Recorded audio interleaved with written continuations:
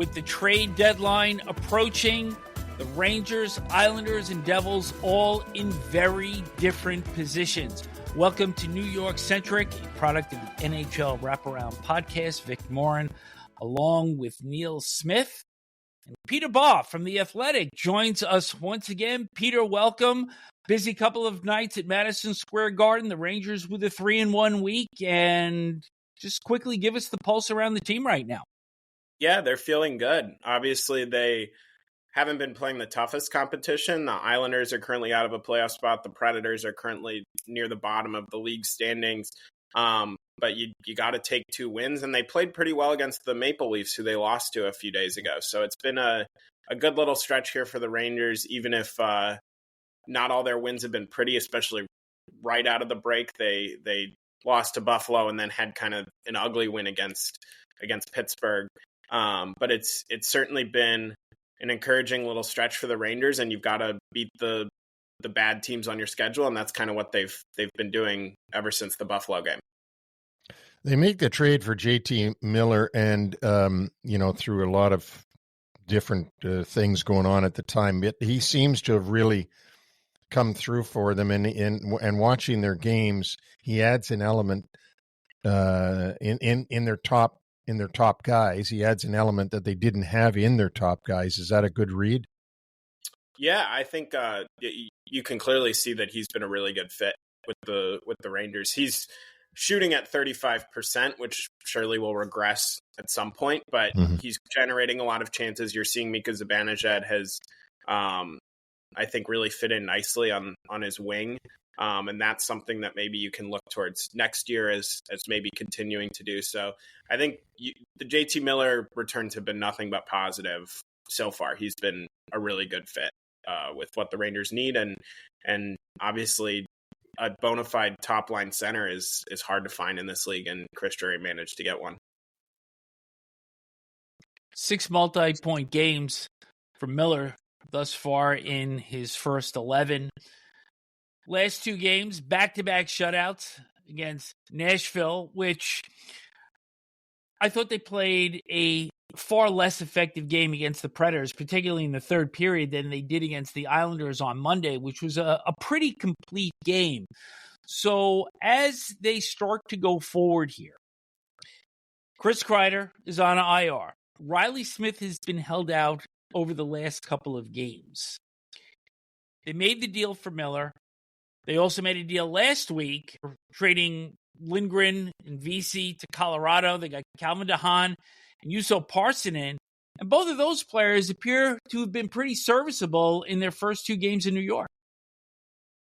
Yeah, I think what you're seeing is that the Rangers aren't going to hold on to pending unrestricted free agents as their quote unquote as their own rentals. Like they feel like they've got to get something for guys who they think they're going to will walk this summer. So that meant Lindgren. He left. That meant VC. That's going to mean Reilly Smith when he gets traded. That it's all kind of the same philosophy, just that it's not worth it. This team hasn't shown enough to like kind of keep your own rentals. But what they did in the Lindgren trade is they got back another defenseman in DeHaan who can slot into the lineup in a third pair role, and they got Parssinen, who's a young player who I think potentially they'll take a look at center, and maybe next year he can be your 3C. They're giving him a look there right now, and then also some draft compensation, which they've been kind of really low on since they've been trading away draft picks at past deadlines to get rentals. And obviously they gave up some draft compensation to get JT Miller. So I think you look at their philosophy, it's kind of, they still want to make the playoffs. They're not trying to sell the whole team, but they're going to trade away unrestricted free agents, basically just because they don't view it as worthwhile to keep them as their own rentals. But then if they can get pieces back like DeHaan and Parssinen who can slot into the lineup right away, then they're going to have a team full of NHL players, even if maybe it's slightly worse than it was before. Ryan Lindgren's an interesting case because, we've all been watching him. And there was 2 years ago, I remember thinking, man, this guy is just a warrior. He will just do whatever it takes to win. And he was very, very popular amongst the fans and the, Sam Rosen and Joe Micheletti and those that you watch on TV. but then his game went down. He got some injuries, and really he fell off that love chart in New York somehow. And what's your take on that? Because I did think he was one of the guys, along with Trouba, that the Rangers had that would just do anything to try to win. Yeah, I mean, I think that's kind of the story of his tenure was in New York, a hard-nosed, gritty player who is willing to play a grinding game, block shots, take a hit, all of those things that you kind of need from winning players. You can argue that took a toll on his body, and that's why the past 2 years maybe his performance has dipped. I also think some of it comes down to his deployment. I think he's going to be used a lot differently in Colorado. He's not going to be playing on the top pair with Cale Makar like he was playing on the top pair with Adam Fox for a lot of his Rangers tenure. And I think you could see that really benefit him. I think maybe a fresh start will lead to some different results in Colorado, and then the Rangers kind of can move on because kind of the role they had him in, it wasn't working particularly well this season, at least. So I think you can see the logic from both sides in the trade. Colorado thinking that Lindgren has maybe more to give than he'd been able to show in New York, and that they can deploy him differently to get his game trending in the right direction. And then New York getting draft picks back and also moving on from a player who wasn't having his best season with the team this year. Is there an 0-0 factor around this club having won the President's Trophy last year? They've pushed themselves up into a tie with Detroit for the second wild card. And is there just a sense, you think, from around the team and maybe from around the rest of the league that, all right, they're finally getting everything back on the rails to at least make a playoff push here, and that they should be the most feared of the bubble clubs in the East? I think it depends on your perspective. I look at Columbus, and actually I really like Columbus's roster and think that it is probably, with the way Werenski's playing, with the fact that Boone Jenner's back and they have Marchenko back from injury, I look at that club with their young talent, and I think of them as maybe a little more dangerous than New York, at least from a skater perspective. The thing that New York has that would make any team a little wary in a playoff series is Igor Shesterkin, especially with the level he's played at since the Buffalo game. He's been unbelievable. And that is that's an X factor for any series. So I think that you look at the Rangers, they're in the mix for a wild card spot. Again, they've played a lot of teams that don't have winning records, or that at least aren't in the playoff picture since the Four Nations break. So we'll see kind of as their schedule toughens up a little. We'll see where they stand. They've got Washington coming up, who's atop the East. They've got Ottawa, who's kind of vying with them for one of those wild card spots on Sunday or Saturday. So those games are going to be really telling. I don't think it's an inevitability that this team makes the playoffs. I think it's still kind of a coin flip of whether or not they get in. But Igor definitely makes it interesting for any team that has to go against him in a series. I know they've played Nashville and the Islanders, and they played well against Toronto but lost. But what does it say to you or say to us about Chris Kreider and Adam Fox that they played the way they've played with them out of the lineup? And does especially with Adam Fox, who's such a dominant amount of ice time that he gets, is it going to be difficult when he's ready to go again to put it all back together again like that, when they seem to have the pieces together that they have right now going pretty good? Yeah, I don't know. It's only been a few games, and like you said, it hasn't been against the hard. Like they won by multiple goals against the Islanders when Adam Fox was in the lineup last week. He gets hurt. He's going to miss some time. The Rangers are a better team when Adam Fox is in the lineup. Maybe there's a slight reacclimation period as you get him back into the swing of things when he comes back. But they're better with him there. They're better with him on the penalty kill. He takes a lot of ice time. I do think that you're seeing that Fox being out, they've kind of changed the deployment of some of their guys, and I think the ideal outcome is maybe you learn from from his absence. You see how different guys fit in different situations. And then when Fox is ready to go, you bring him back in and you can kind of optimize your other players because you've seen them in different situations now. But the team's still better with Adam Fox in the line.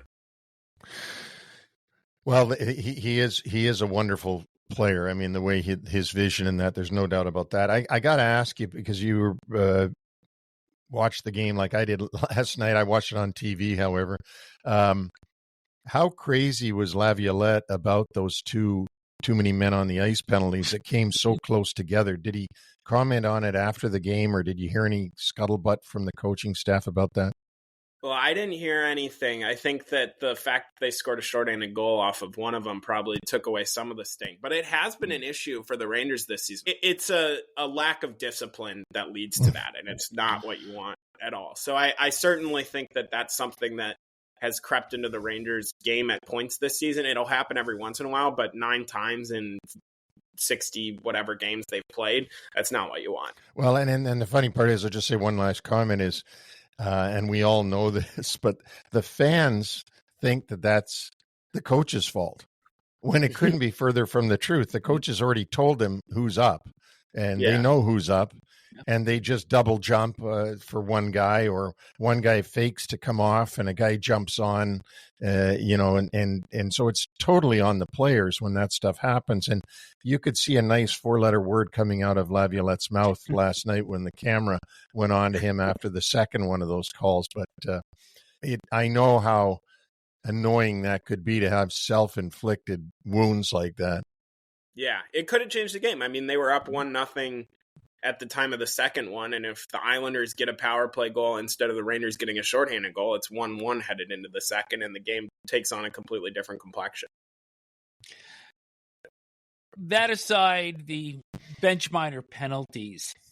There was something that we saw on Monday that was kind of part of that 10-game unbeaten string going through January, and that was a real commitment to defense. And I thought last night in particular, the gap control was excellent. They blocked a lot of shots.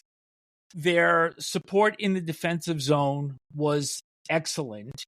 And it's kind of baffling that you could see an effort like this defensively where they completely shut down the opposition, and that it's just not consistent with this club when it's so obvious what they need to do to be successful.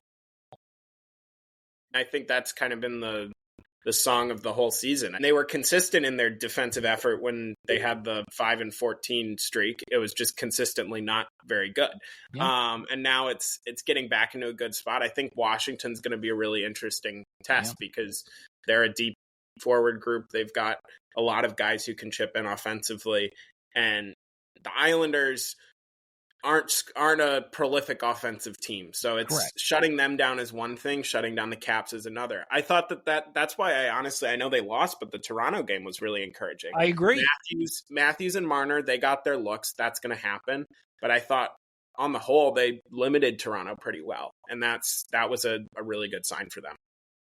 And probably what they're going to need to do on Wednesday night against Washington. One more question for you, Peter. We had mentioned Reilly Smith before. He's been held out.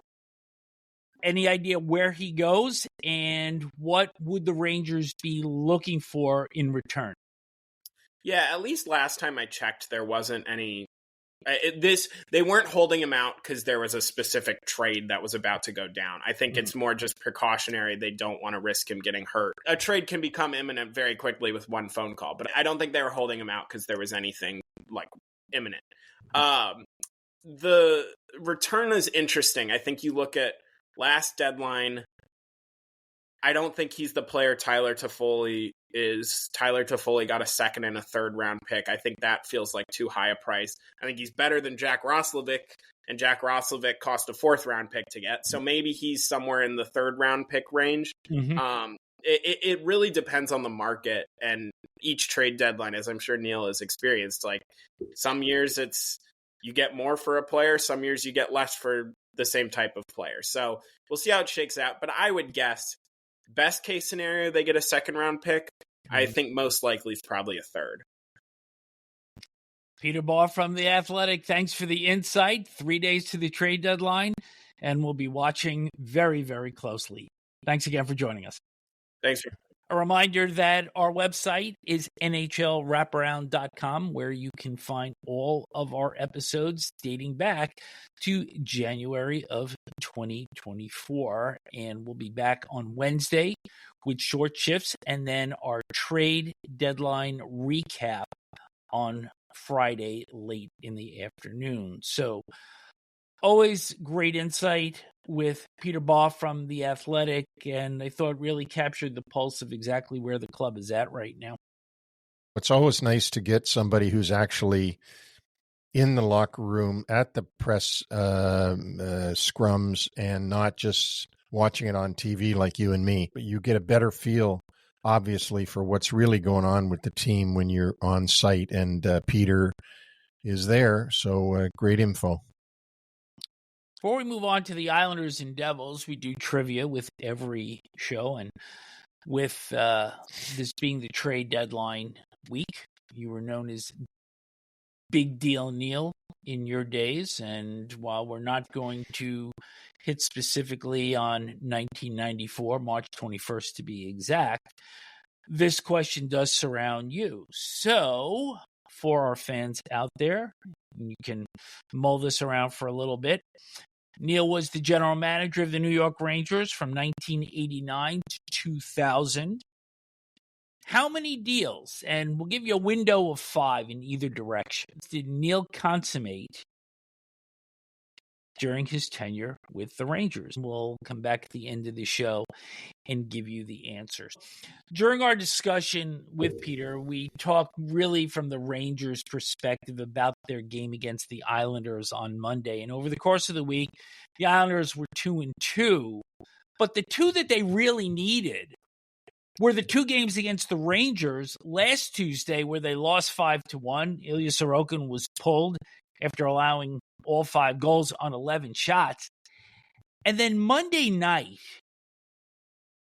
Anders Lee had a goal disallowed for an offsides. Will Cooley winds up scoring off of his head. To me, the Islanders looked really fragile. And if you have that little push in a game that's important, if you're Lou Lamoriello, what are you waiting for? I mean, are you waiting for Tuesday's game against Winnipeg before you finally say, okay, I'm going to tip my hand finally? I have no idea what goes on with Lou, because he said, continuously from last year on, I have all the confidence in this group. I mean, he did very little in the offseason. He added Duclair. He added Siplikov. Yeah. During the season, they did some great moves with getting defensemen in quickly when they got injuries. And they did end up signing Tony DeAngelo, which, like him or not, has been pretty good for them. They got Peronovich from St. Louis, who's been usable. Boquist from Florida, who's been very usable.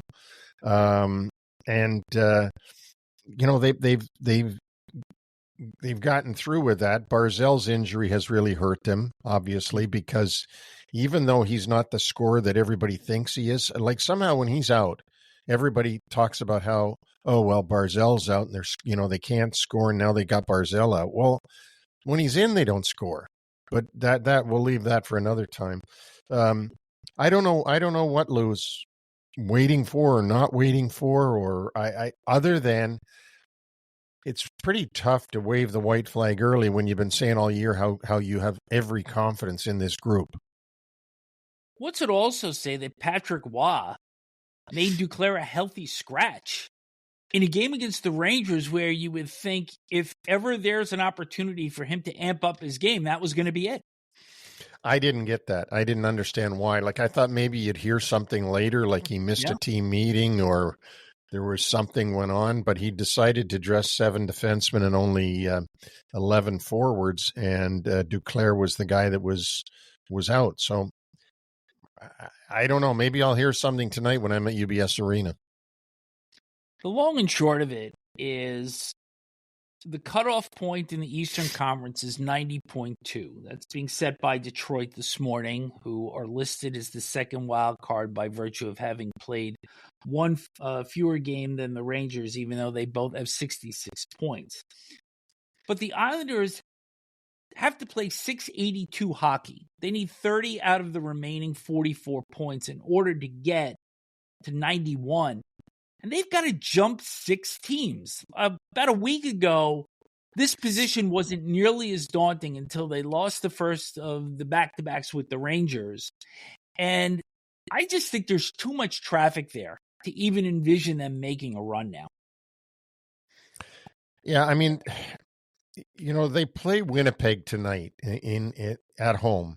Winnipeg on the first game of a 4-game road trip for them. Winnipeg's had 2 days off. I'm setting that up because what I'm trying to say is Islanders played last night against the Rangers. Winnipeg was in their hotel rooms watching the game on TV, scouting the opponent. And Winnipeg happens to be the best team in the West. Mm-hmm. So if the Islanders could pull off a win tonight against Winnipeg and grab 2 points that no one expected them to grab, okay, all of a sudden, maybe a little bit of sunlight comes through then, right? Because they get 2 points that really helps them in a game when most of these bubble teams wouldn't get them. But if the Islanders manage to win this game tonight, we're not saying that they can't, but does that muddy the waters even more? Because if they lose the game, you can say, okay, you know what? There's too much ground to make up. We're starting to run out of games. We've got too many teams to jump. And if they win, it kind of puts you in that muddled position again. And I think fans at UBS Arena want to see some change, even if they lose Nelson, even if they lose Palmieri. These guys aren't getting any younger either. And they're going to have to start to get younger and start to evolve this team and not think that this was the club that made it to the semifinals in 20 and 21.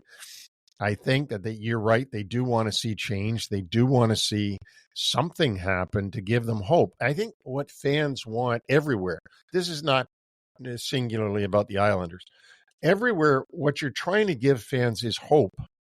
Right. So when you do things, you're giving them hope. When you sign somebody in the offseason, when you make a trade, when you fire a coach, when you hire a new coach, when you do all these things, you're bringing hope. And that's what fans pay for. They pay for hope that their team's going to win.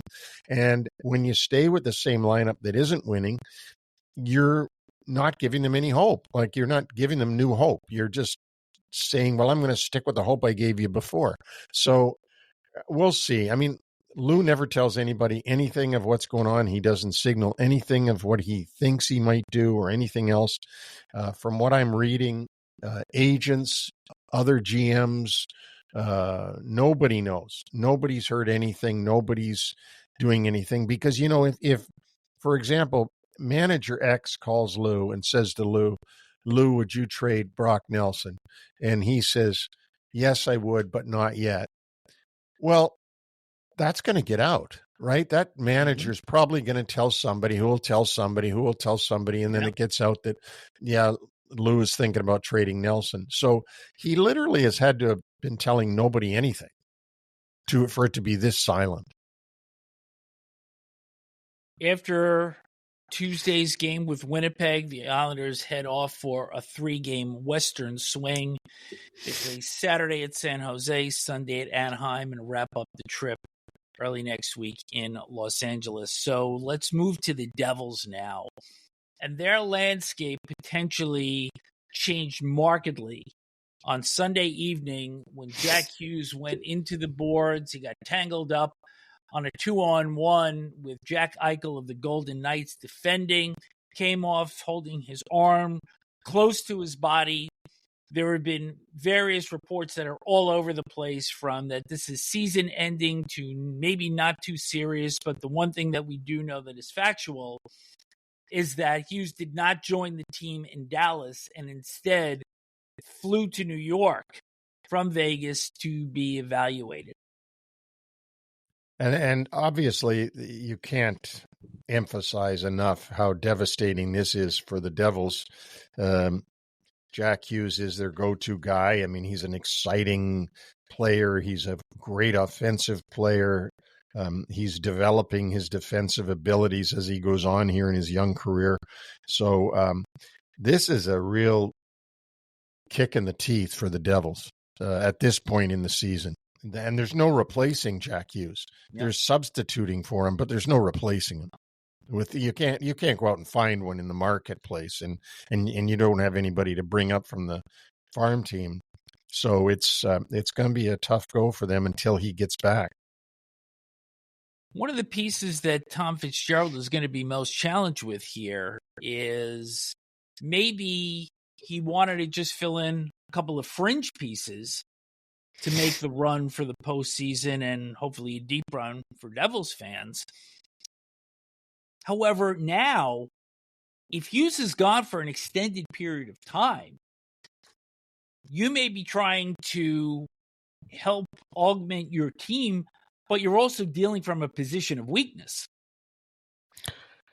Absolutely. And when you lose a guy like this, like I lost Brian Leetch late in the season I think it was my first year. And there was no going out finding a guy to replace Brian Leetch. I mean, you didn't have anybody on the team that could do it. So you had to just collectively try to play around it and devise a game plan that could win you some games without him in the lineup. And the Devils are going to have to do the same thing. They're just going to have to manage their way through this with the guys they've got.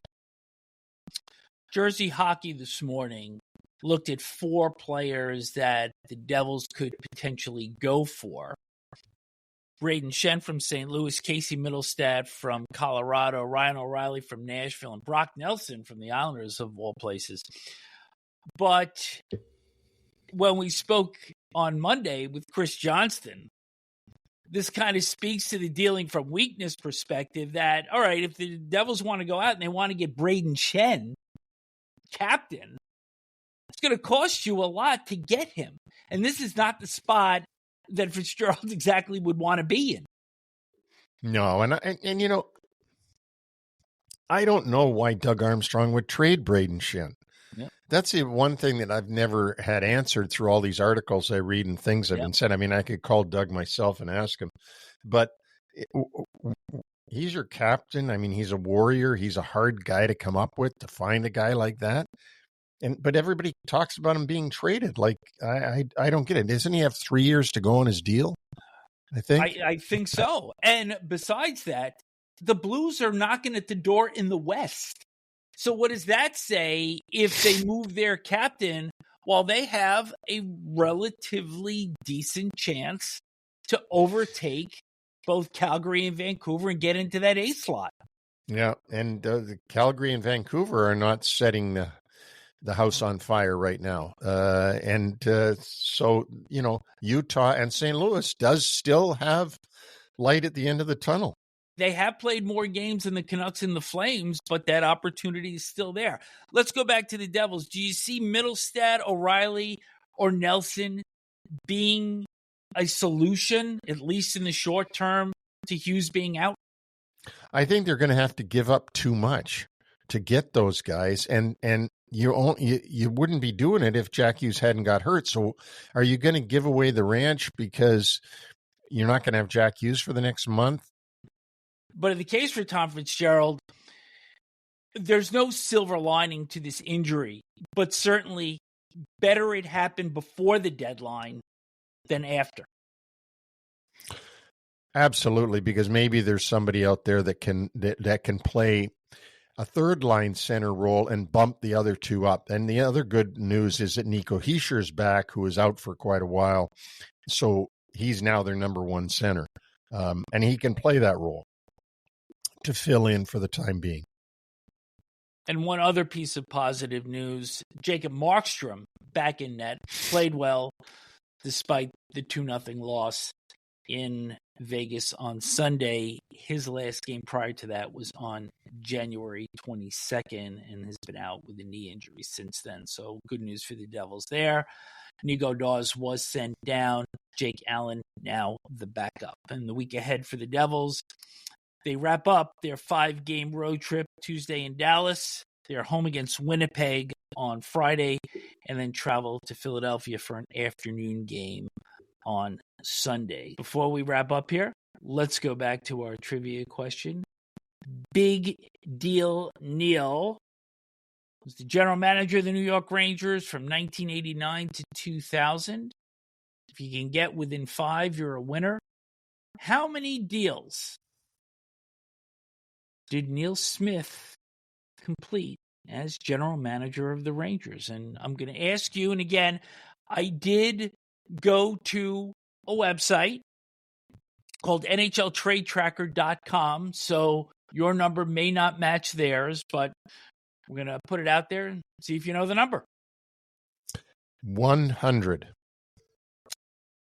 According to NHLTradeTracker.com, you consummated 102 deals. So as soon as we're done here, I'm going to invite you to go to that website, type in your name, and you will see all of the deals that you had done. Do you happen to remember the first player that you traded away? The date was September 1st, 1989. And for anybody listening out there, we'll give you a little bit of a clue.